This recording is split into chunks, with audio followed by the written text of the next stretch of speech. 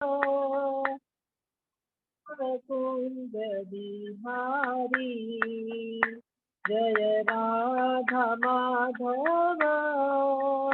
जय कुंज बिहारी जय गोपी जन वल्लभ जय गिरिवरधारी जय गिरिवरधारी यशोदानंदन ब्रज जन वंदन यशोदानंदन ब्रज जन रंजन यमुना तीरा वनचारी जय राधा माधव जय कुंज बिहारी हरे कृष्ण कृष्ण कृष्ण हरे हरे हरे राम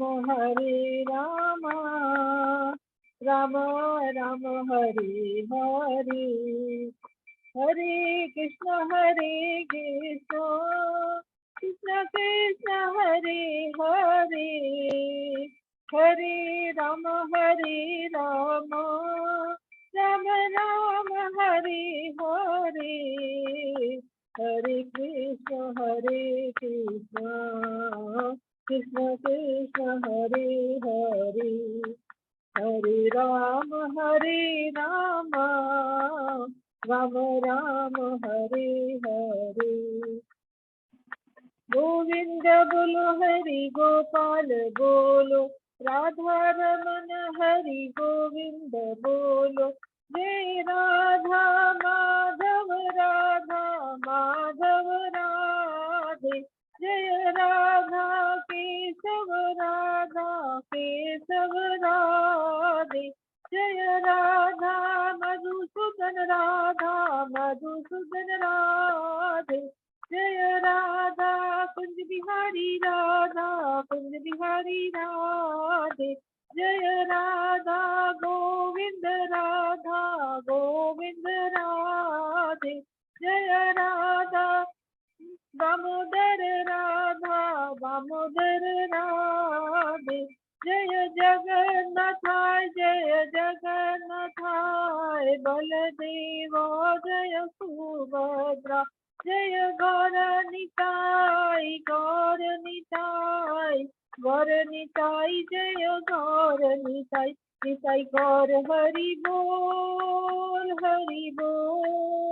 हरि बोल जय जय प्रभुपाद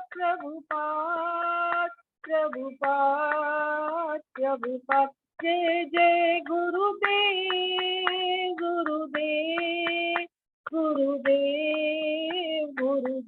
हरि नाम संकीर्तन की जय श्री प्रभुपाद की जय। हरि बोल। बहुत बहुत धन्यवाद। हरि बोल। अनीता माता जी को बहुत बहुत धन्यवाद, बहुत ही सुंदर कीर्तन करने के लिए और हमारे अजय पदार प्रभु को हमें विग्रह का दर्शन कराने के। प्रभु आज कहाँ के विग्रह थे? ये पंजाबी बाग दिल्ली। हरि बोल। पंजाब बहुत ही सुंदर। हरि बोल। दर्शन बहुत सुंदर थे आज प्रभु जी, विग्रह इतने सुंदर थे ना, आज बहुत सुंदर विग्रह। प्रभु फिर बीच बीच में चरणों का एकदम डायरेक्ट फोकस करवाते हैं, ये बहुत ही एकदम कृपा होती है। बहुत बहुत धन्यवाद जय पदार प्रभु को, सभी भक्तों को बहुत बहुत धन्यवाद कीर्तन में भाग लेने के लिए। अभी हम लोग मंगलाचरण करते हैं। ओम ज्ञानतिमिरान्धस्य ज्ञानांजन शलाकया चक्षुरुन्मीलितं येन तस्मै श्री गुरुवे नमः।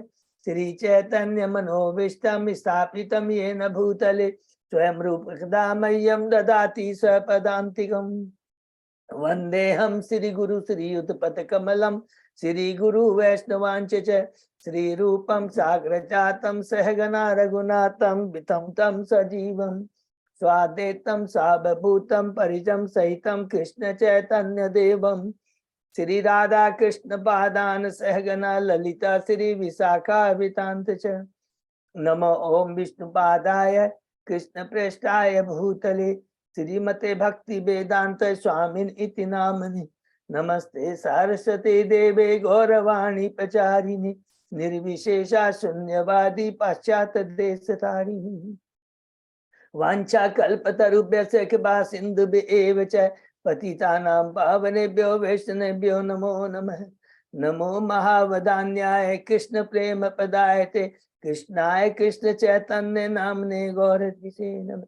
हे कृष्ण करुणा सिंधु दीन बंधु जगतपते गोपेश गोपिका कांत राधा कांत नमस्तुते। तप्त कांचन गौरांगी राधे वृंदावनेश्वरी विश्वानुसुते देवी प्रणमामि हरिप्रिये। नीलांचल निवासाय नित्याय परमात्मने बलभद्र सुभद्रायां जगन्नाथाय ते नमः। जय श्री कृष्ण चैतन्य प्रभु नित्यानंद श्री अद्वैत गदाधर श्रीवासादि गौर भक्तवृंद। मुखं करोति वाचालं पंगु लंघे गिरिं यत्कृपातमहं वन्दे श्री गुरुमदीनतारिणं। परमानंद माधवं श्री चैतन्य ईश्वरं। हरे कृष्ण कृष्ण कृष्ण हरे हरे हरे राम राम राम हरे हरे। श्री श्री मंगलाचरण की जय। श्रील प्रभुपाद की जय। हरे कृष्ण। आज के इस भागवतम चर्चा में सभी भक्तों का हार्दिक स्वागत है, अभिनंदन है। सभी भक्तों के चरणों में मेरा सादा दंडवत प्रणाम है। हम बहुत ही भाग्यशाली हैं। राधा गोविंद गुरु आचार्य साधु परम वैष्णव परम भागवत की असीम कृपा से हम लोग सब लोग मिलकर श्रीमद् भागवतम की चर्चा कई दिनों से कर पा रहे हैं। अभी हम लोग कैंटो 4 के 15वें अध्याय में है। शीर्षक है राजा पृथु की उत्पत्ति और अभिषेक। बहुत ही प्रेरणाप्रद आध्यात्मिक ज्ञान से पूरा भरपूर ये अध्याय है और ये लीला है पृथु महाराज की। इसको हम बहुत ध्यान से सुनेंगे। स्वयं भगवान के वो क्या है, शक्तिधीश अवतार है। उसके पहले हम लोगों ने 14 अध्याय जो पूर्ण किए उनको संक्षेप में दोहराते हैं। पहले अध्याय में शांभु मनु की पुत्री आकुति प्रसूति और देहूति की पुत्रियों के बारे में हमने सुना। दूसरे अध्याय में हमने पढ़ा कि किस प्रकार दक्ष ईर्ष्यावश भगवान शिव का यज्ञशाला में अपमान करता है। तीसरा अध्याय जिसका शीर्षक है माता सती और शिव का संवाद, जिसमें भगवान शिव माता सती को बताते हैं कि देखो जहां पर कोई ईर्ष्यावश, जिसकी कलुषित ईर्ष्या रहती है, ईर्ष्या करता है, वहां पर नहीं जाना चाहिए, भले ही वो तुम्हारा सगे संबंधी क्यों ना हो। चौथे अध्याय में प्रवेश करते हैं। शीर्षक है सती द्वारा शरीर त्याग। इसमें हमने पढ़ा कितना माता सती यज्ञशाला में जाती है इस उद्देश्य से लेकर के 3 शिक्षा देने के लिए कि जो भगवान के परम वैष्णव होते हैं वो किसी के अवगुणों को न देखकर तो थोड़ा भी अगर उसमें गुण होता है उसको ग्रहण करते हैं। दूसरा, और भगवान के जो परम भक्त होते हैं कभी भी अपना ग्लोरिफिकेशन नहीं करते हैं। उनके जो गुण होते हैं बड़े दिव्य होते हैं। हमने पढ़ा था ना कि जैसे अग्नि राख से ढकी रहती है, मालूम नहीं पड़ता वो अग्नि राख से, लेकिन उसमें कितनी शक्ति होती है। उसी तरह की ये गुण होते हैं परम वैष्णव।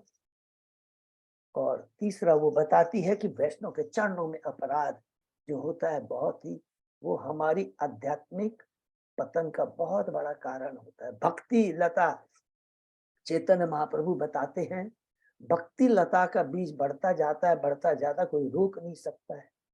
लेकिन 2 चीजें हैं वो हमारी भक्ति लता के, जो हम सिंचन करते हैं भक्ति लता को अपने श्रवण कीर्तन से, जब श्रवण करते हैं वो बढ़ती जाती है। लेकिन वो जो बढ़ना बंद हो जाता है जब वो पानी, जो हरि नाम का जो पानी है, वो दूसरी जगह डाइवर्ट हो जाता है। वो क्या है?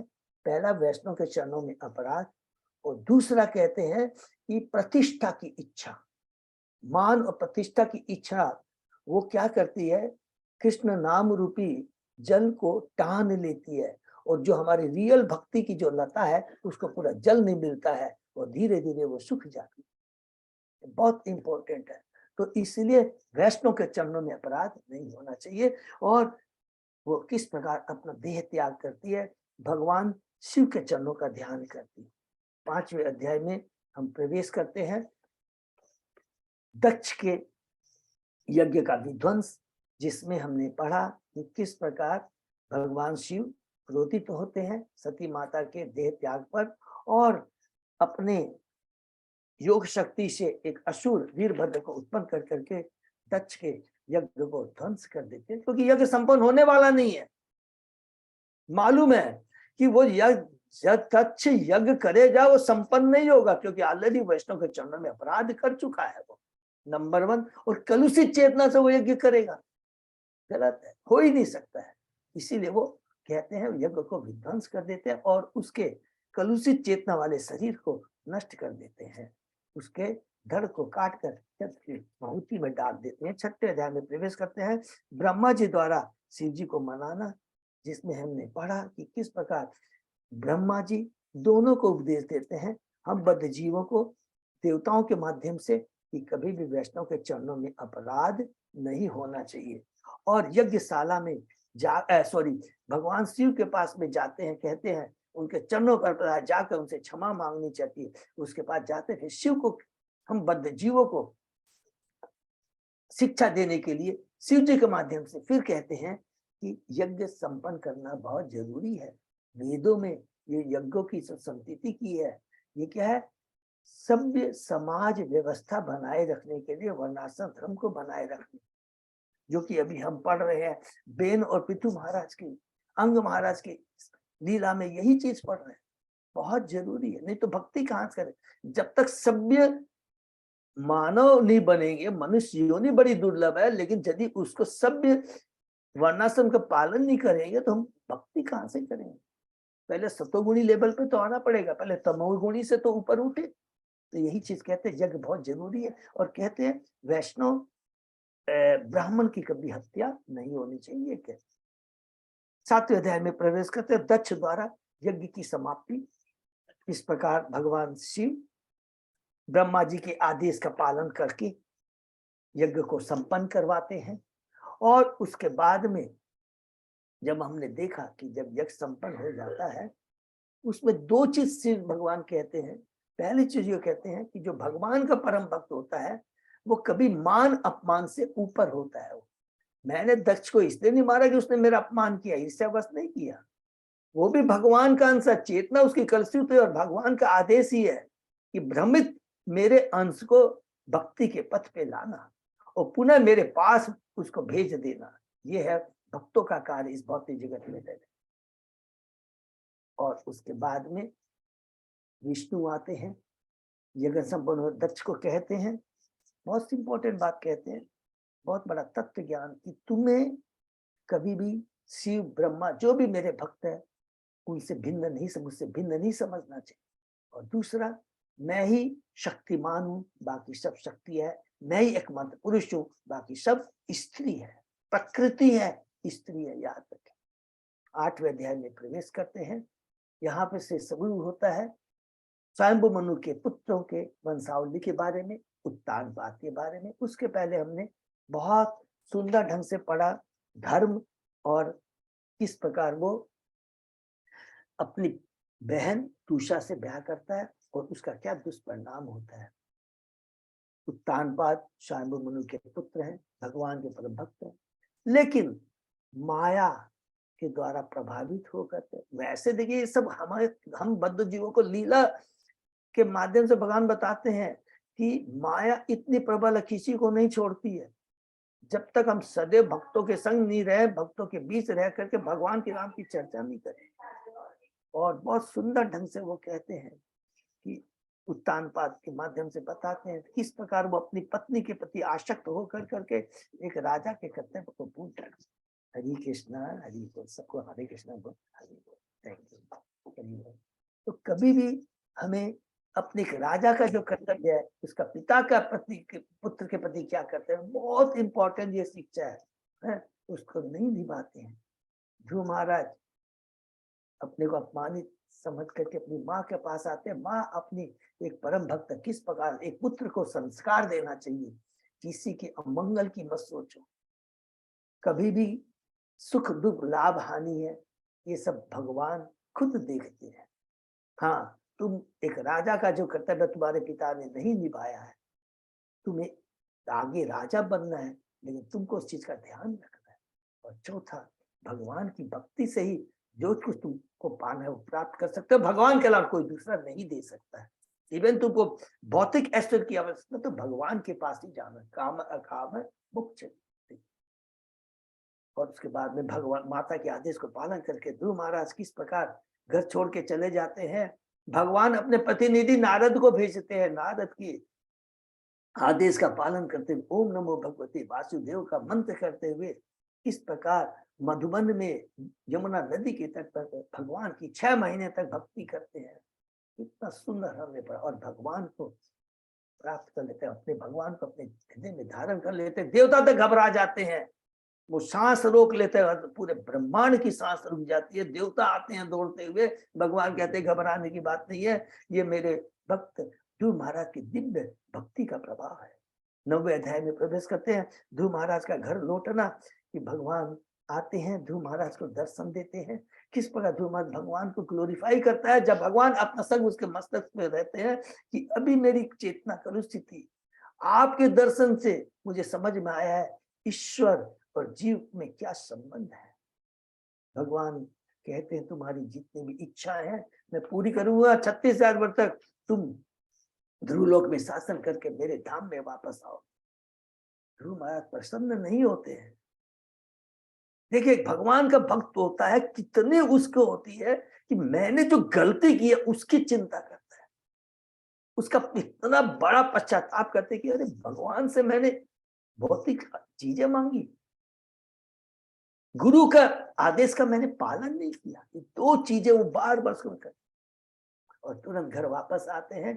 किस पर उसका अवगत होता था। और अंत में हमने पढ़ा कि किस प्रकार उत्तानपाद घर छोड़ के चले जाते, जब ये देखते हैं कि उनका पुत्र राज सिंहासन में बैठने के लायक हो चुका है। 10वें अध्याय में प्रवेश करते हैं। यक्षों के साथ ध्रुव महाराज का युद्ध, इसमें हमने पढ़ा कि ध्रुव महाराज उत्तानपाद के जंगल चले के बाद ध्रुव महाराज राज सिंहासन पर बैठते हैं, विवाह करते हैं। उनकी भ्रमी ईला 2 पत्नियां हैं, 3 पुत्र 1 पुत्री होते हैं। और किस प्रकार वो यक्षों के संग युद्ध करते हैं, अपने भाई चचेरे भाई उत्तम को जब उन्होंने मार देते हैं। और अंत में जब वो युद्ध करते करते थोड़ा भ्रमित हो जाता है, यक्षों की मायावी शक्ति को देख कर जिसमें हमें शिक्षा मिली कि माया बहुत प्रबल है, कभी भी हमें भ्रमित धोखा दे सकती। कभी ऐसे नहीं सोचना चाहिए कि मैं बहुत ही शक्तिशाली हूँ, बुद्धिमान ज्ञानवान हूँ, मुझे कोई भी विचलित नहीं कर सकता, कोई हरा नहीं सकता। बड़े बड़े मुनि राजा सब विचलित हो जाते हैं। इसलिए हम भक्ति भी करते हैं तो भक्ति का घमंड नहीं करना चाहिए। अपनी भक्ति लता को बचाए रखने के लिए एकमात्र इस कलयुग में उपाय है हरि नाम का संकीर्तन शुद्ध भक्तों के संग के बीच में रह करके करेंगे तो माया पर हम विजय प्राप्त कर सकते हैं, नहीं तो माया हमें ग्रस्त नहीं।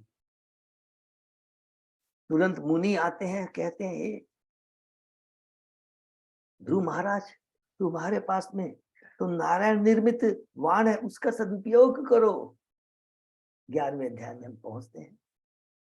तुरंत वो अपना नारायण वाण छोड़ते हैं, सब यक्षों को मार देते हैं। लेकिन जैसे मारते मारते वो थोड़ी सी विचलित हो जाते हैं। शीर्षक का युद्ध बंद करने के लिए साबु मनु की सलाह 11वें अध्याय में आकर के मनु महाराज फिर हमारे बद्ध जीवों को शिक्षा देने के लिए बहुत बड़ी शिक्षा है। एक ही मात्र कहता क्रोध नहीं करना। क्रोध के आवेश में आकर कोई भी कार्य करोगे तो वो हमारे लिए बहुत नुकसानदायक होगा। क्रोध नहीं करना है, निर्दोषों को हत्या नहीं मत करो, धर्म और अधर्म को समझो क्या नियम है। और अंत में कहते हैं क्रोध का वेग हमारी आध्यात्मिक उन्नति को रोक देता है, हमारी आध्यात्मिक चेतना, हमारी कलुषित चेतना को कलुषित कर देता है। तो क्या करना चाहिए? श्रवण करना चाहिए। और श्रवण वो रामबाण दवा है जो हमारी सारी कलुषित चेतना को शुद्ध कर सकता है। हरि बोल। और तुरंत ध्रुव महाराज युद्ध करना बंद कर देते हैं। 12वें अध्याय में हम प्रवेश करते हैं। ध्रुव महाराज का भगवान के पास में जाना। हरि बोल। कि तुरंत जैसे युद्ध बंद कर देते हैं, शाम मुनि चले जाते हैं। अब कौन आता है? कुबेर जी आते हैं। बड़ी सुंदर शिक्षा देते हैं कुबेर जी।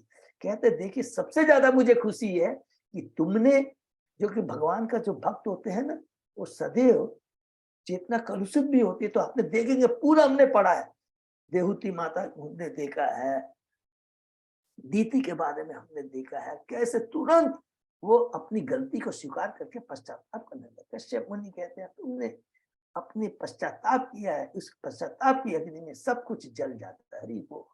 तुरंत ध्रुव महाराज पश्चाताप करते हैं, गलती करते हैं। कुबेर महाराज कहते हैं तुमने आदेश का पालन किया, युद्ध बंद कर दिया है, पहला चीज तो ये सीखो। जो दूसरी चीज कहते हैं तत्व ज्ञान देते हैं, क्या? न तो तुमने यक्षों को मारा है, न यक्षों ने तुम्हारे भाई को मारा है, ये भगवान द्वारा स्थापित था, ये भगवान के आदेश के बिना पत्ता नहीं सकता, तुम मुझसे वर मांगो। अब देखिए ध्रुव महाराज को समझ में आ गया वर क्या मिलना चाहिए। अब वो नहीं मांग रहे कि मुझे, क्योंकि कुबेर है ना, कुबेर तो कुछ भी दे सकते थे ना, देवताओं के वो तो कोषाध्यक्ष हैं, जितना धन चाहिए दे सकते हैं। कुबेर महाराज कहते हैं जो मांगो, बुद्धिमान है, चेतना कलुषित नहीं। क्या मांगते हैं कि भगवान के चरणों में मुझे श्रद्धा रहे, दूसरा और उनकी स्मृति बनी रहे। कुबेर खुश हो जाते हैं और कहते हैं यथास्थ, तुरंत चले जाते हैं वर देकर। ध्रुव महाराज अपने महल में आ जाते हैं और भगवान के आदेश के अनुसार वो कुबेर महाराज की जो कृपा आशीर्वाद के अनुसार वो क्या करते हैं, अपना यज्ञ संपन्न करते हैं। भगवान के प्रति, भगवान के भक्तों के प्रति श्रद्धा, दीनों के प्रति दया और धर्म की रक्षा करते हैं। धर्म, अर्थ, काम, मोक्ष, किस तरह यज्ञ करने चाहिए, किस तरह राजा का कर्तव्य होता है पूरी जनता को दोनों चीजें दे, क्या उनकी भौतिक आवश्यकताओं को पूरी करे, कर वसूल करे और समय आने पर उस कर का उपयोग भौतिक जनता के लाभ के लिए करे। दूसरा, सदैव उनको भगवान से के बारे में बताए रखे, भगवान से जोड़े रखे। ये होता राजर्षि का कर्तव्य।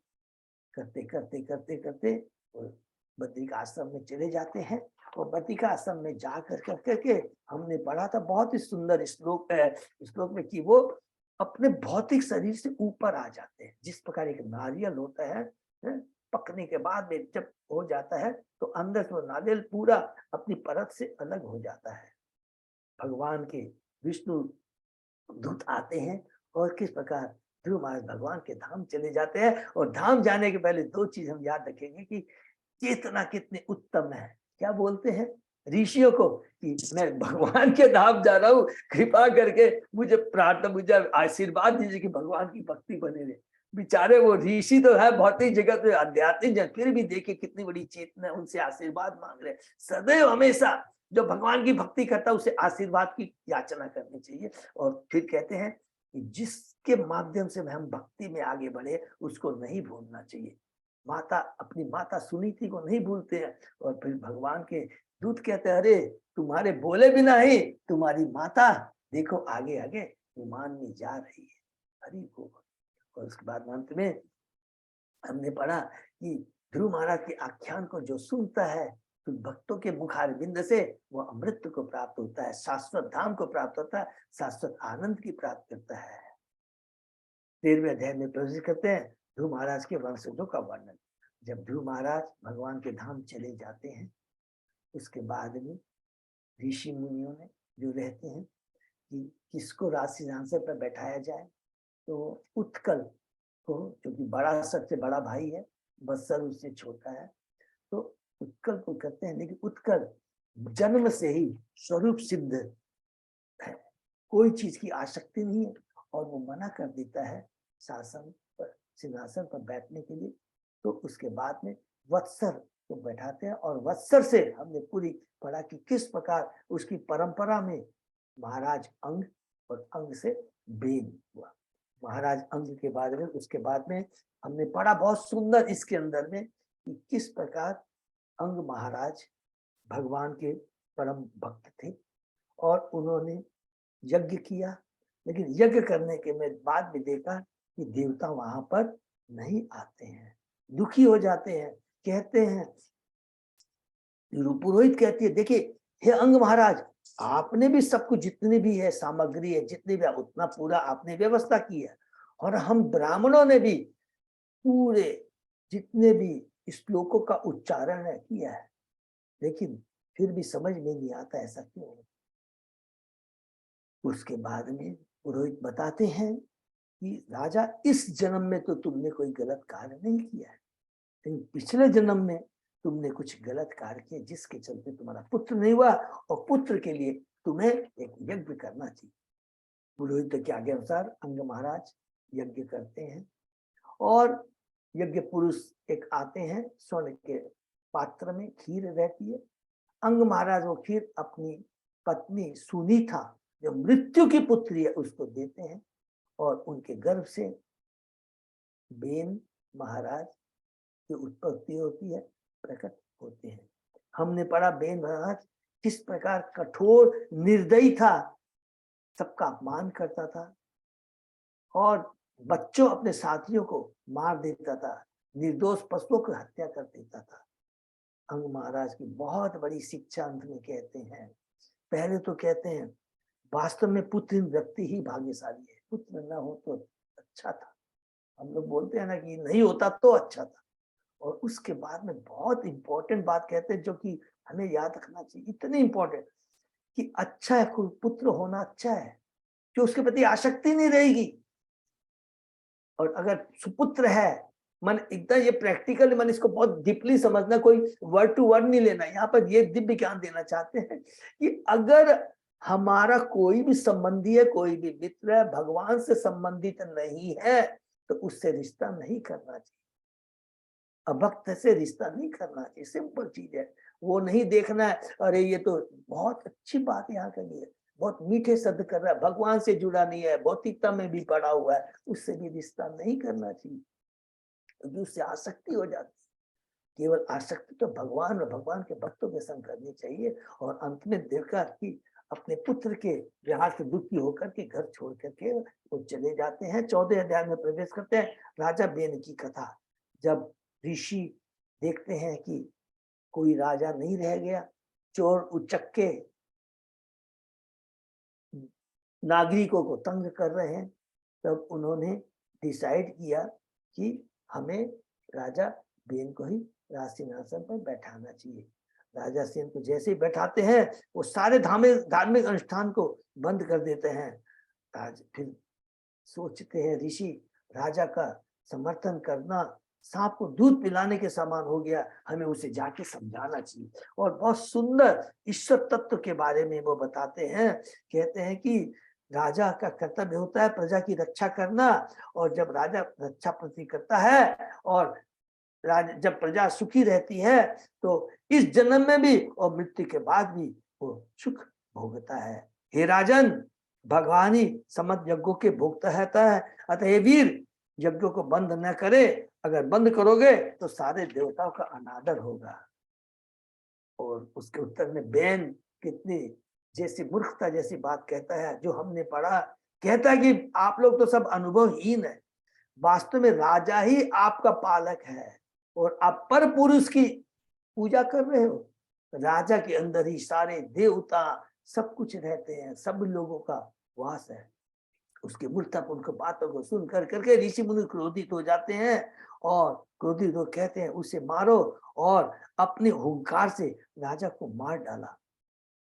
माता सुनी थी क्या करती है, उसका प्रेम रहता है, माता का तो प्रेम रहता है, चाहे कुपुत्र हो चाहे सुपुत्र हो, और उसको शरीर को अपने द्रव्य और मंत्रों से वो क्या करती है, उसे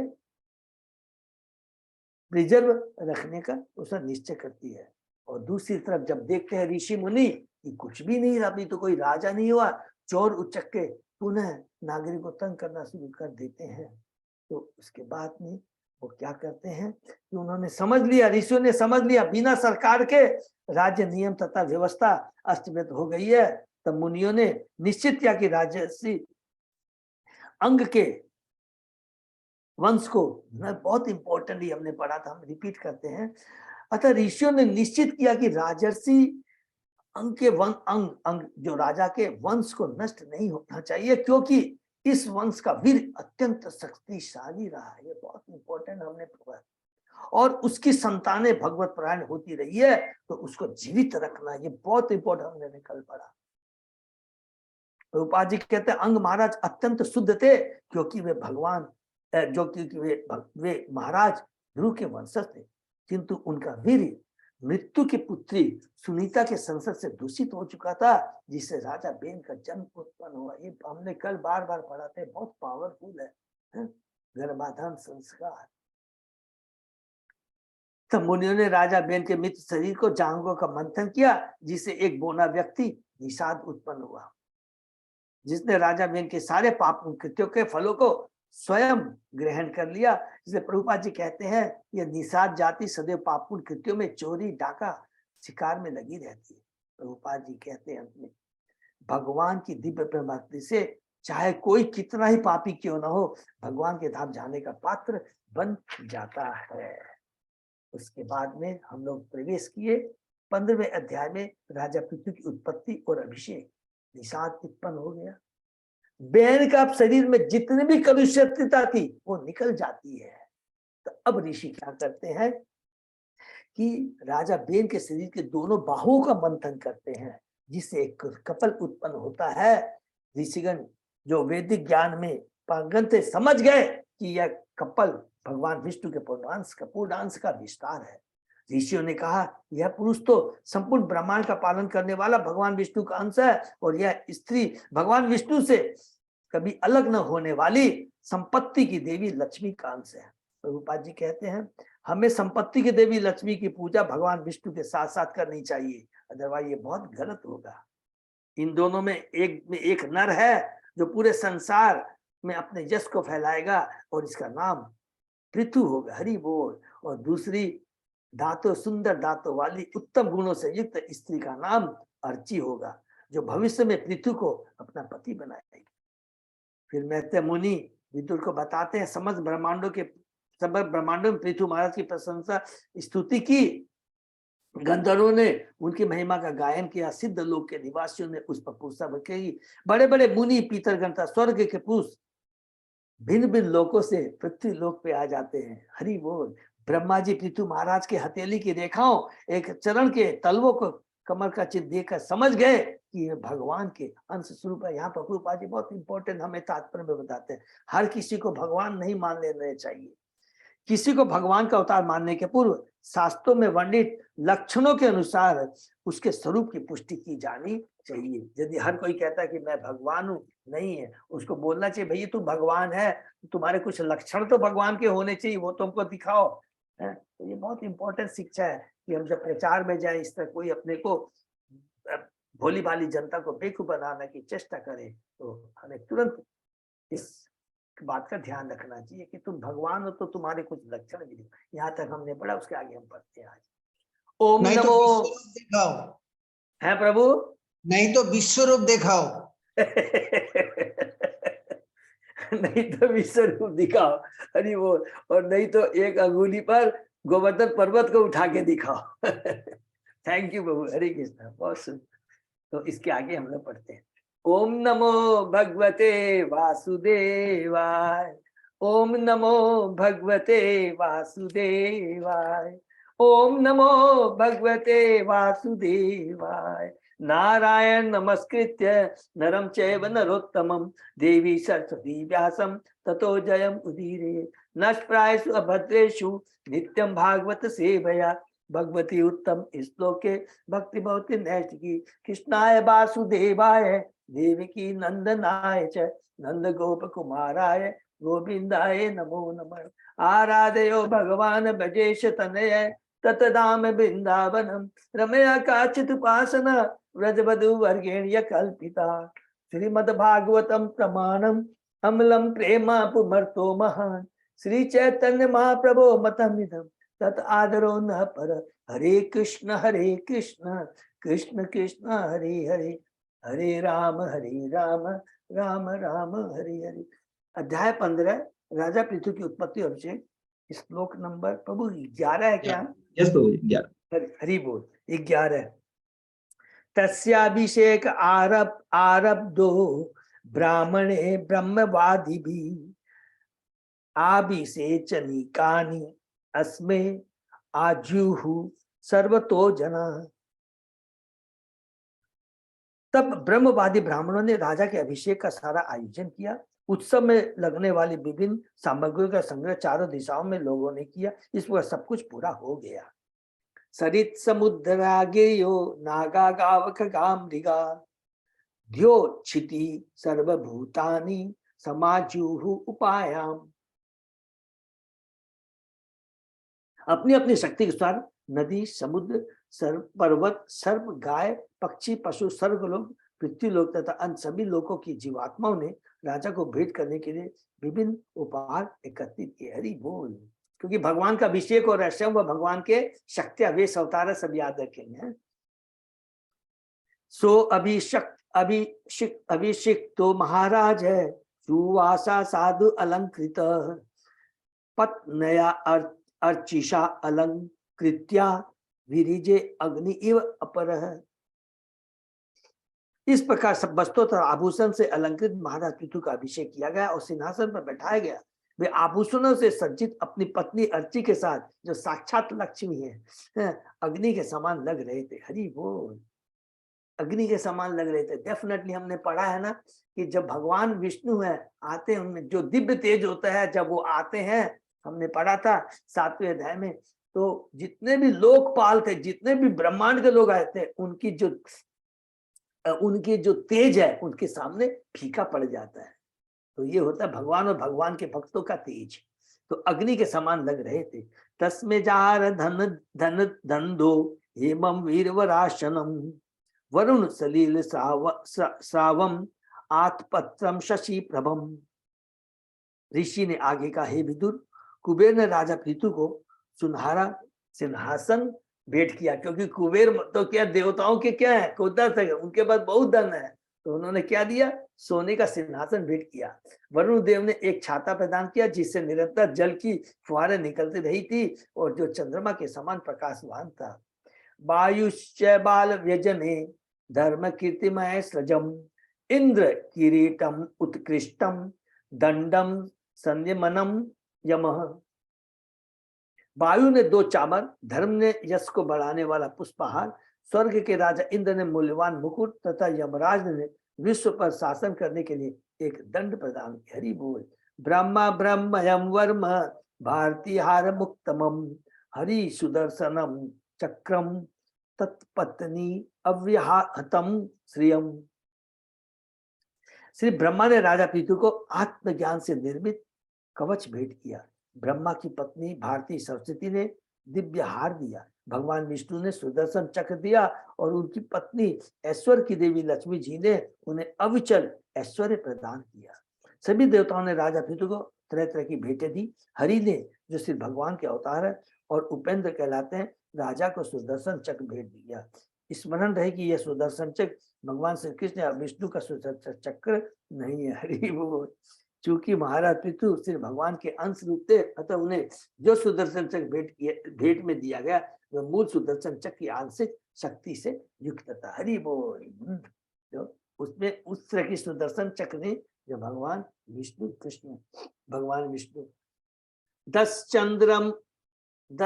चंद्रम सिम रुद्र 7 चंद्रम तथा अंबिका सोमो अमृतमयान अश्वान त्वष्टा रूप आश्रयम रथम। शिवजी ने 10 चंद्रमाओं से अंकित घोष मयान वाली तलवार भेंट की और देवी दुर्गा ने 100 चंद्रमाओं से अंकित एक ढाल भेंट की। चंद्रदेव ने उन्हें अमृतमय घोड़े तथा विश्वकर्मा ने एक अत्यंत सुंदर रथ प्रदान किया। जिसमें जो भगवान के जो देवता जो परम शक्तिशाली और स्पेशल जो भगवान के अंश है, देखिए जिनके पास जो जो चीज है जिसने भगवान ने उनको दिया वही चीज ये इनको प्रदान कर रहे हैं। अग्नि आज गवम चापम सूर्यो रश्मिमयान इशुन भूपादुके योग मयोध्यो पुष्प आवलिम अनु अहम।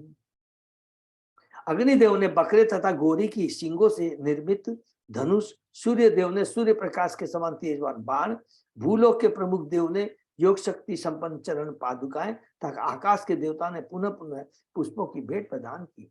इस श्लोक में बताया गया कि राजा की पादुकाएं योग शक्ति से युक्त थी। पादुके योगमयी। हरि बोल। इस पर पादुकाएं पहनते ही राजा जहां तहां जा सकता था।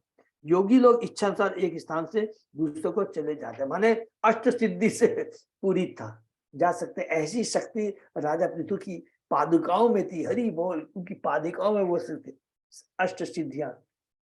नाट्यम सुगीतम वादित्रम अंतर्धानम च खेचरा सत्या समुद्र शंखम आत्मजम। गगनचारी देवताओं ने राजा पृथु को नाटक, संगीत, वाद्यन तथा इच्छानुसार अंतर्धान होने की कला प्रदान की। ऋषियों ने उन्हें अमोघ आशीर्वाद भी दिए। समुद्र ने स्वयं सागर से उत्पन्न शंख भेंट किया। हरि बोल। सिंधव पर्वता नद्यो रथ विधि महाआत्मन शुतो अत मागधो बंदी तम स्तोतुम उपतस्थिरे।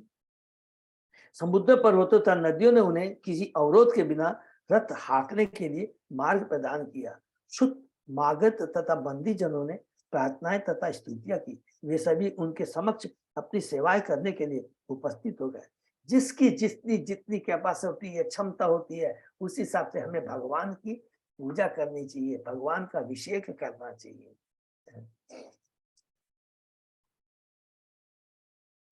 स्तावकाम तान अभिप्रेत्य पृथु वैन्य प्रतापवान मेघ निर्हादया वाचा प्रहसन इदम अब्रवीत। जब परम शक्तिशाली बेन के पुत्र राजा पृथु ने अपने समक्ष इन सबों को देखा तो वे उन्हें बधाई देने के लिए हंसे और मेघ गर्जना जैसी गंभीर वाणी में इस प्रकार बोले। हरि बोल। देखिए बहुत बड़ी शिक्षा है। पृथु महाराज अब बोल रहे हैं। पृथु भो शुत हेमागध सौम्य बंदिम लोके अधुना अस्पष्ट में गुणस्य में सयात किमाश्रयो में स्व एष योजयताम मामय्य भुवन वितता गिरोव। राजा पृथु ने कहा, हे भद्र सुत मागध तथा अन्य प्रार्थनारत भक्तों, आपने मुझ में जिन गुणों का व्याख्यान किया है वे तो अभी मुझ में प्रकट नहीं हुए, तो फिर आप इन गुणों की क्यों प्रशंसा कर रहे हैं? मैं नहीं चाहता कि मेरे विषय में कहे गए शब्द बीता हो, अर्थात अच्छा हो यदि उन्हें किसी दूसरे को भेंट करे। देखिए भगवान का परम भक्त जो होता है, ये भगवान अपने माध्यम से सत्यावेश अवतार एक शिक्षा दे रहे हैं कि मेरा ग्लोरिफिकेशन मत करो। अरे अभी अभी तो मैं प्रकट हुआ हूं, मैंने अपने गुणों को, अपने शक्ति को, अपने ऐश्वर्य को, अपने कर्तव्य को उजागर ही नहीं किया, कुछ किया ही नहीं, और आप मेरे को खाली ग्लोरीफाई कर रहे हैं कि मैं ये हूं, मैं ये हूं, ये हूं। तात्पर्य सूत मागध तथा बंजी द्वारा की गई प्रार्थनाएं प्रशंसा महाराज पृथु के देवी गुणों को बताने वाले, क्योंकि वे सिर्फ भगवान के शक्तिवेश अवतार। चूंकि ये गुण अभी प्रकट नहीं थे, अतः राजा पृथु ने भक्तों से नम्रता पूछा कि वे उनकी इतनी प्रशंसा क्यों कर रहे हैं। वे नहीं चाहते थे कि जब तक ये गुण वास्तव में आ न जाए तब तक कोई उनकी प्रशंसा करे। जैसे हम लोग कहते हैं ना, फ्लैटरिंग जिसको बोलते हैं, तो वो कहते हैं फ्लैटरिंग मत करो। अरे अभी तो आपने देखा कहाँ है जो जबरदस्ती मेरी फ्लैटरिंग कर रहे हो। उनकी प्रार्थनाओं का किया जाना उपयुक्त था, क्योंकि वे ईश्वर के अवतार थे, लेकिन उनका तो उपयुक्त था क्योंकि उनको मालूम है भगवान के अवतार, किंतु उन्होंने आगाह किया देवी गुण संपन्न बिना किसी को सिर्फ भगवान का अवतार नहीं मान लेना चाहिए। इसको अंडरलाइन कर, ये तो हम बद्ध जीवों के लिए बोला गया है कि जब तक उसमें गुण नहीं, जबरदस्ती उसको नहीं। क्या होता है, उससे उसके प्रति आप उसका लाभ नहीं दे रहे हैं, बल्कि उसके संग लोग गलत कार्य कर रहे हैं, जस्ट उसको चढ़ा रहे हैं। आजकल सिर्फ भगवान के अनेक अवतार है, किंतु ये धूर्त तथा नीरे मूर्ख जिन्हें लोग ईश्वर का अवतार मान बैठे हैं, यद्यपि ये देवी गुणों से शून्य है, आध्यात्मिक गुणों से शून्य है। राजा पृथु ने चाहा कि भावी गुणों से उनके प्रति प्रशंसात्मक शब्दों की पुष्टि हो सके, पहले वैसे कार्य तो हो। यद्यपि प्रार्थनाओं में कोई दोष न था, किंतु पृथु महाराज ने इंगित किया हम बद्ध जीवों कि ऐसी स्तुतियां किसी अयोग्य पुरुष के प्रति न की जाए जो अपने को सिर्फ भगवान का अवतार बताता हो। हरि बोल। बहुत पावरफुल प्रभुपाद जी बताते हैं। तस्मात् परोक्षे असमत उपसुतानि अलम करिष्यप्यत स्तोत्रम अपिच्य वाच।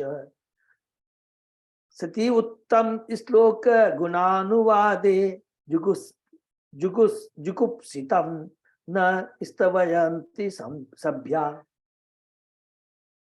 हे भद्र गायकों, कालांतर में वे गुण जिनका तुम लोगों ने वर्णन किया है जब वास्तव में प्रकट हो जाए तब मेरी स्तुति करना। जो भद्र लोग सिर्फ भगवान की प्रार्थना करते हैं, वैसे गुणों को किसी ऐसे मनुष्य में आरोपित नहीं करते जिनमें सचमुच वे न पाए जाते हो। तो भगवान का भक्त बहुत ऑनेस्ट होता है। भगवान का भक्त भगवान के आदेश का पालन करता है, किसी को भ्रमित नहीं करता है। जिसमें अगर कोई भी कमियां रहती है तो भगवान का भक्त भक्तों को बताता है तुम्हारे में ये कमी है, उसके कल्याण के लिए, न कि उसको झूठे चढ़ाता है। ये बहुत इंपॉर्टेंट है। सिर्फ भगवान के भद्र भक्तों को यह पता रहता है कि कौन ईश्वर है और कौन नहीं है, किंतु अभक्त निर्विशेषवादी जिन्हें ईश्वर का कोई ज्ञान नहीं है और जो कभी भी ईश्वर की प्रार्थना नहीं किया करते, सदैव मनुष्य को ईश्वर मानने तथा उनकी प्रथाएं करने में रुचि रखते हैं। हरि बोल। मायावादी कहते हैं कुत्ता बिल्ली जो कुछ भी है सब एक है, सभी ईश्वर है, सभी ईश्वर है सभी। अरे भाई ईश्वर सभी से है तो कंट्रोलर यदि सारे हैं तो कंट्रोल किसको करोगे? तो ये बहुत इंपॉर्टेंट चीज है जो मायावादी भ्रमित करते हैं। एक भक्त तथा असुर में यही अंतर है। तो इसका मतलब मायावादी असुर हुए। बड़ी दिव्य सूक्ष्म मीनिंग है। असुर अपने देवताओं का स्वयं निर्माण करते हैं जैसा कि मायावादी करते हैं, या स्वयं को ईश्वर मान लेते हैं और रावण तथा हिरण्यकशिपु के पद चिन्हों का अनुसरण करते हैं। हरि बोल। यद्यपि पितु महाराज वास्तव में सिर्फ भगवान के अवतार थे, किंतु उन्होंने उन प्रसादात्मक स्थितियों को अस्वीकार कर दिया क्योंकि उनमें परम पुरुष के गुणों का अभी उदय नहीं हुआ था, वो तो अभी अभी प्रकट हुए थे। वे इस पर बल देना चाहते कि यदि किसी में वास्तविक गुण ना हो तो उन्हें अपने अनुयायियों या भक्तों को यशोगान नहीं करने देना चाहिए, भले ही वे गुण भविष्य में प्रकट होने वाले क्यों न हो। यदि ऐसा व्यक्ति जो महापुरुष के वास्तविक गुणों के न होते हुए भी अपने अनुयायियों से अपनी स्तुति कराता है तो वास्तव में स्तुति नहीं वरन अपमान करवाता है। हरि बोल। क्योंकि उससे और उसकी चेतना कलुषित होगी, भ्रमित होगा और पशुवृत्ति जीवन यापन करेगा। बहुत इंपॉर्टेंट बात है। हरि बोल। जबकि उनमें गुण है। ये देखिए भगवान के भक्त की इतनी सुंदर, पितु महाराज कितनी सुंदर हमें ज्ञान प्रदान कर रहे हैं। महद गुणात्मनि करतुम ईशा स्थावते असतो अपि ते अस्य अभविष्यन् इति विप्रलब्धे जनावसाहासम कुमर्थनीम वेदक। भला ऐसे महान गुणों को धारण करने में सक्षम बुद्धिमान पुरुष किस तरह अपने अन्यायों को ऐसे गुण की प्रशंसा करने देगा जो वास्तव में उसमें न हो। जो बुद्धिमान व्यक्ति होता है वो कभी ऐसा करने नहीं देगा। किसी मनुष्य की यह कहकर प्रशंसा करना कि यही वह पढ़ लिख ले तो विद्वान या महापुरुष हो जाएगा, ठगने का अतिरिक्त और क्या है। हरि बोल। मूर्ख व्यक्ति जो ऐसी बड़ाई स्वीकार कर लेता है वह ये नहीं जानता कि ऐसे शब्द उसके अपमान के अतिरिक्त और कुछ नहीं है। अपमान के अतिरिक्त कि जो हमारी चेतना को दूषित करे तो समझिए वो हमारे लिए लाभकारी या हानिकारी है। अपमान का मतलब हमारे लिए हानिकारक है, यहाँ ये बोलना चाह रहे हैं। पितु महाराज श्री भगवान के अवतार थे, जैसा कि ब्रह्मा जी तक अन्य देवताओं ने विभिन्न प्रकार के उपहार देते हुए पुष्टि की, किंतु तुरंत अभिषिक्त होने के कारण उनमें देवी गुणों का प्रश्नोपन नहीं हो पाया था। अतः वे भक्तों द्वारा की प्रशंसा को स्वीकार करने के लिए उद्यत न थे।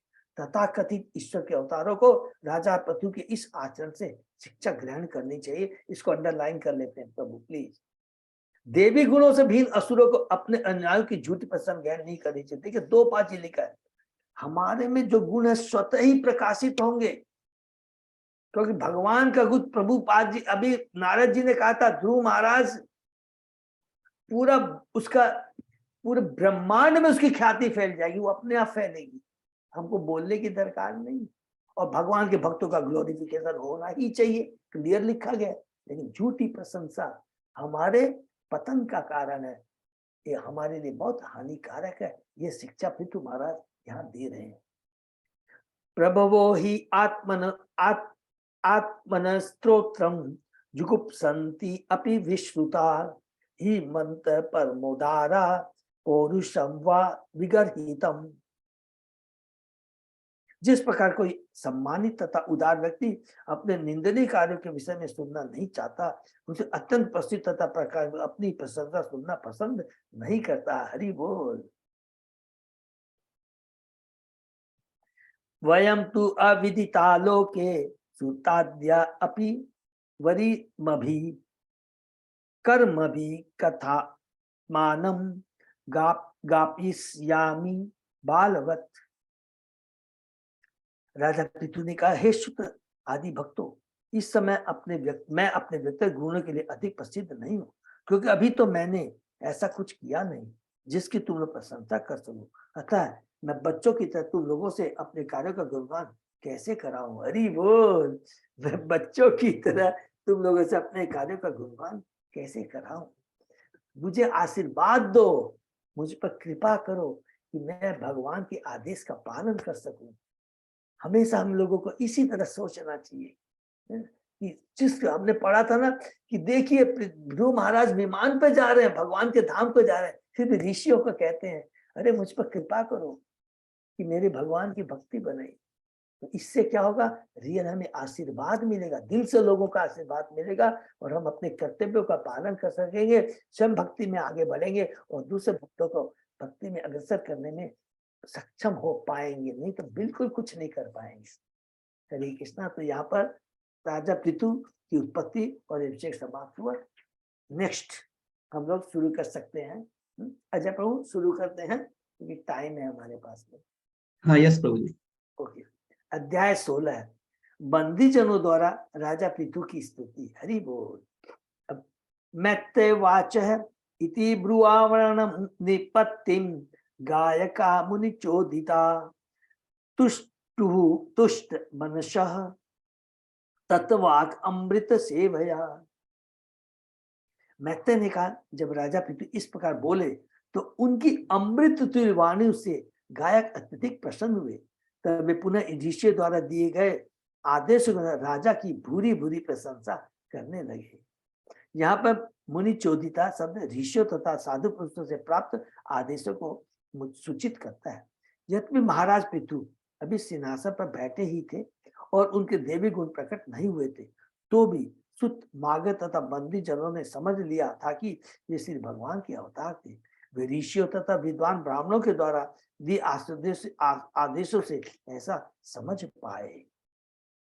इसको भी अंडरलाइन कर लेंगे।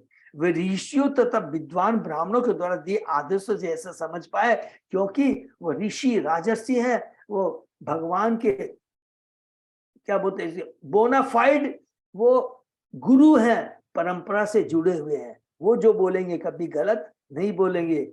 नहीं, ये तो उनकी मानता है, ये इनकी फ्लैटरिंग नहीं हो रही है, इनका गुणगान करो। जब हम रियल में भगवान के भक्तों में गुण होते हैं, भगवान के तो दिव्य ऐश्वर्य गुण है, उनका हमें ग्लोरीफाई करना चाहिए। हमने सब जगह श्रवण कीर्तन स्मरण भगवान का ग्लोरिफिकेशन करने से क्या होता है? हमारी चेतना जो कलुषित चेतना है वो क्या होता है? वो खत्म हो जाती है। देखिए, केवल श्रद्धा पूर्वक देखने से एक एक चीज याद करेंगे। दक्ष कलुषित चेतना से शिव को देखा था, उसका नाश वो नष्ट हो गया। लेकिन पुनः जब उसको धड़ मिलता है बकरे का, क्या पढ़ा था हमने? श्रद्धा पूर्वक वो देखता है शिव को। जैसे ही श्रद्धा पूर्वक देखता है उसकी सारी कलुषित चेतना खत्म हो जाती है। ये बहुत इंपॉर्टेंट है। हमें भगवान के अवतार को अधिकारी व्यक्तियों के अनुसार समझना पड़ता है, क्योंकि वो ऋषि थे, क्या अधिकारी थे, वो परंपरा से जुड़े हुए थे। हम अपने आडंबर से ईश्वर नहीं बना सकते। जैसा कि नरोत्तम दास ठाकुर ने कहा, साधु शास्त्र गुरु। मनुष्य को समस्त आध्यात्मिक मामलों की परीक्षा साधु शास्त्रों तथा गुरु के आदेशानुसार करनी पड़ती है। गुरु वह है जो अपने पूर्ववर्ती अर्थात साधु या साधु पुरुष के आदेशों का अनुगमन। तीन चीज है, आचार्य जो प्रामाणिक गुरु, जो आचार्य जो प्रामाणिक बोनाफाइड है, जो परंपरा से जुड़े हुए, नंबर 1। दूसरा शास्त्र जो भगवान के बोनाफाइड शास्त्र हैं, 2। और तीसरा प्रेजेंट जिस गुरु के निर्देशन में हम अपना भक्ति जीवन बिता रहे हैं, भक्ति कर पा रहे हैं। तो साधु पुरुष आदेशों का अनुगमन करता है। प्रामाणिक गुरु कभी भी ऐसी बात नहीं बताता जिसका उल्लेख शास्त्रों में न हो। सामान्य मनुष्य को साधु शास्त्र तथा गुरु के आदेशों का अनुसरण करना होता है। शास्त्रों के कथन तथा प्रामाणिक गुरु या साधु के वचनों में कभी अंतर नहीं होता। हरि बोल, एज इट इज होते हैं। सुत मागध आदि गायकों को गुप्त रीति से पता था कि राजा पृथु श्री भगवान के अवतार है। यद्यपि राजा ने ऐसी स्तुति के लिए मना किया था क्योंकि उनमें अभी वे गुण प्रकट न थे, किंतु गायक माने नहीं उल्टे वे राजा से और अधिक प्रसन्न हुए, क्योंकि ईश्वर के अवतार होते हुए भी वे भक्तों के साथ अपने व्यवहार में इतने विनम्र और प्रसन्न मुख थे। इस प्रसंग में हमें पूर्ववर्ती उल्लेख कैंटो 4 के 15 अध्याय के ईश्वर पर ध्यान देना चाहिए कि राजा पृथु हंस रहे थे और गायकों से बातें करते समय प्रसन्न मुद्रा में थे। इस पर हमें चाहिए कि हम ईश्वर से या उनके अवतारों से भद्र तथा विनीत बनना सीखें, जो कि जैसा कि पृथु महाराज ने किया। राजा का आचरण गायों को अच्छा लगा, हरि बोल। अतः राजा के मना करने पर भी साधु तथा मुनियों के आदेश से वे राजा के भावी कार्यों की प्रशंसा करते रहे। क्यों करते रहे? क्योंकि वो फ्लैटरिंग नहीं कर रहे थे, उनको मालूम है ये भगवान के अंश अवतार, सत्यावेश अवतार है। ये तो हम बद्ध जीवों को एक शिक्षा देने के लिए कहते हैं कि अगर किसी हमारे उसके योग्यता नहीं है तो हमें इस तरह फ्लैटरिंग नहीं करना चाहिए, चापलूसी नहीं करना चाहिए। नालम वयम ते महिमानुवर्णने यो देव वैर्य अवतार मायया बेनांग जातस्य च पुरुषानि ते वाचस्पतीनाम अपि बभ्रमु धिय। गायकों ने कहा, राजन, आप श्री भगवान विष्णु के साक्षात अवतार है और उनके हेतु की कृपा से आप पृथ्वी पर अवतरित हुए, हरि बोल। अतः हमें इतनी सामर्थ्य का कि आपके महान कार्यों का सही सही गुणगान कर सके। यद्यपि आप राजा बेन के शरीर से प्रकट हुए तो भी ब्रह्मा तथा अन्य देवता के बड़े बड़े वक्ता भी आपके महिमा में कार्यों का वर्णन नहीं कर सकते। हरि बोल, कितनी बढ़िया बात दिखा। वो कहते हैं कि आप कहते हैं हम आपका गुणगान करें, हमारे में योग्यता कहाँ है जो मैं आपके गुणों का गुणगान कर सके। अर्थात भगवान और भगवान के गुण इतने गुण होते हैं कि हम बद्ध जीव में वो योग्यता ही नहीं है कि हम उनका गुणगान कर सके। कितना सुंदर बात है कह रहे हैं। इस श्लोक में माया का अर्थ है आपकी हेतु की कृपा से। मायावादी चिंतक माया शब्द की व्याख्या मोह या असत्य कहकर करते हैं, किंतु माया का एक दूसरा भी अर्थ है, वह अहेतु की कृपा है। माया के दो प्रकार हैं, योग माया तथा महामाया। ये सबको मालूम, हम लोग ने कई बार डिस्कस किया है। योग माया अंतरंगा शक्ति का सूचक है और महामाया बहिरंगा शक्ति। योग माया तथा महामाया, महामाया योग माया का विस्तार है, उसका विकृत रूप है, और ये दोनों ही माया भगवान की अंतरंग शक्ति की भिन्न भिन्न अभिव्यक्तियां है। आध्यात्मिक भौतिक जगत आध्यात्मिक जगत का रिफ्लेक्शन है, ठीक है ना। अर्थात वास्तविक ये भौतिक जगत है, ये जो बहिरंगा शक्ति है, किसका प्राकट्य? इनडायरेक्ट ये आध्यात्मिक जगत का, अंतरंगा शक्ति का। जैसे भगवद गीता में कहा गया, भगवान अपनी अंतरंगा शक्ति आत्मा माया से उत्पन्न होते हैं। अतः हमें इस मायावादी व्याख्या को कि भगवान बहिरंगा शक्ति अर्थात भौतिक शक्ति द्वारा प्रदत्त शरीर में प्रकट होते हैं अस्वीकार कर देना चाहिए। हरि बोल। भगवान तथा उनका अवतार पूर्णतः स्वतंत्र है और वे कहीं और सर्वत्र अंतरंगा शक्ति से उत्पन्न हो सकते हैं। यद्यपि राजा पृथु राजा बेन के मित्र शरीर से उत्पन्न था, किंतु तो भी वे भगवान की अंदर शक्ति से भगवान के अवतार थे। भगवान किसी भी वंश में प्रकट हो सकते हैं, किसी भी शरीर में प्रकट हो सकते हैं, कोई भी रूप में प्रकट हो सकते हैं। मत्स्य अवतार, कुर्म अवतार, बराह अवतार, जो भी भगवान की इच्छा होती है, लेकिन वो अच्युत रहते हैं। कभी वे मत्स्य अवतार के रूप में तो कभी बराह अवतार के रूप में प्रकट होते हैं। इस प्रकार भगवान अपनी अंतरंगा शक्ति के द्वारा कहीं भी और सर्वत्र प्रकट होने के लिए मुक्त और स्वतंत्र है। कहा जाता है कि अनंत मुख वाले अनंत भी भगवान की महिमा का वर्णन नहीं कर पाते, यद्यपि वे अनंत काल से ऐसा करते आ रहे हैं। तो फिर ब्रह्मा शिव तथा अन्य देवताओं का क्या कहना, और हम जैसे बद्ध जीव, तुच्छ जीवों का क्या कहना, कोई गिनती में ही नहीं आते हैं। कहा गया कि श्री भगवान शिव विरंचिन उत्तम है, अर्थात वे ब्रह्मा तथा शिव जैसे देवताओं द्वारा सदैव पूजित है। यदि देवताओं के पास भगवान की महिमा को व्यक्त करने के लिए भाषा नहीं मिल पाती तो भला अन्य लोग कैसे कर सकते हैं, हम बद्ध जीव कैसे कर सकते हैं। फलतः सुत तथा मागध जैसे गायक राजा पृथु के विषय में कुछ भी कहने में अशक्त थे। उत्तम श्लोक द्वारा भगवान की महिमा का वर्णन करके मनुष्य शुद्ध हो जाता है। इसको प्लीज अंडरलाइन कर लेंगे। देखिए पूरा एकदम सूक्ष्म बातें ले। उत्तम श्लोक द्वारा भगवान की महिमा का, भगवान और भगवान के भक्तों की महिमा का वर्णन करके मनुष्य शुद्ध हो जाता है। जब भी हम भगवान की ठीक से स्तुति नहीं कर पाते तो भी शुद्ध होने के लिए आवश्यक है कि ऐसा करने का प्रयास करें। हरि बोल। इसका यह अर्थ नहीं है कि यदि ब्रह्मा शिव जैसे देवता उनका ठीक से गुणगान नहीं कर पाते तो हम करे ही नहीं। अपितु जैसा कि प्रहलाद महाराज ने कहा, हम में से हर एक को अपने अपने सामर्थ्य के अनुसार भगवान की महिमा का वर्णन करना चाहिए। यदि हम गंभीर एवं निष्ठावान भक्त हैं तो भगवान हमें सही ढंग से प्रार्थना करने की बुद्धि प्रदान करेंगे। हरि बोल। बहुत सुंदर लास्ट है कि भगवान स्वतः बुद्धि प्रदान करेंगे हैं? तो यही पर हम लोग समाप्त करते हैं। और बहुत सुंदर शिक्षा पृथु महाराज के माध्यम से है कि हमें भगवान का ग्लोरिफिकेशन करना चाहिए, भगवान के भक्तों का। लेकिन किसका करना चाहिए? जो भगवान के भक्त हैं। चाटुकारिता नहीं करनी चाहिए। उससे क्या होता है कि न हमारा कल्याण है न उसका कल्याण है। हमें तो माया के प्रभाव से निकलना है, माया के प्रभाव में फंसना नहीं है। ये बहुत इंपॉर्टेंट चीज है। ठीक है ना? हरे कृष्णा। किसी का कोई प्रश्न तो पूछेंगे, नहीं तो हम यहाँ विराम देंगे। हरि बोल। तो हरे कृष्णा प्रभु जी, यहाँ पे हम लोग ने इसके पहले अध्याय 15 में बोला है ना, राजा पितु को, महाराज पितु को विष्णु जी ने आकर के सुदर्शन चक्र दिया। तो ये कौन से विष्णु है? कौन से विष्णु है? हाँ। अब कौन से विष्णु है? क्षीरोदशाई विष्णु होगा प्रभु। हाँ, वो क्षीरोदशाई विष्णु है जो कि भौतिक जगत में रहते हैं। तो वो माने विष्णु है। अब वो कहाँ ये एग्जैक्ट नहीं लिखा हुआ है राखी माता जी, लेकिन जैसे कि हमारे कातिना कृष्णदास प्रभु ने बताया कि भगवान जो है क्षीरोदय विष्णु, वो भौतिक जगत में उनकी ऑफिस है और वहां रहते हैं। ठीक है? और जब भी देवता, सब लोग थोड़ा ध्यान से सुनेंगे, जब भी कोई देवताओं की आपत्ति आती है तो उन्हीं भगवान विष्णु के पास में वो लोग जाते हैं। वही भगवान विष्णु चूंकि अभी इस भौतिक धरा में आए हैं पृथु महाराज, उनको वो आशीर्वाद देते हैं और जो भी वो देते हैं। ठीक है राखी महाराज माता जी? ठीक है प्रभु जी।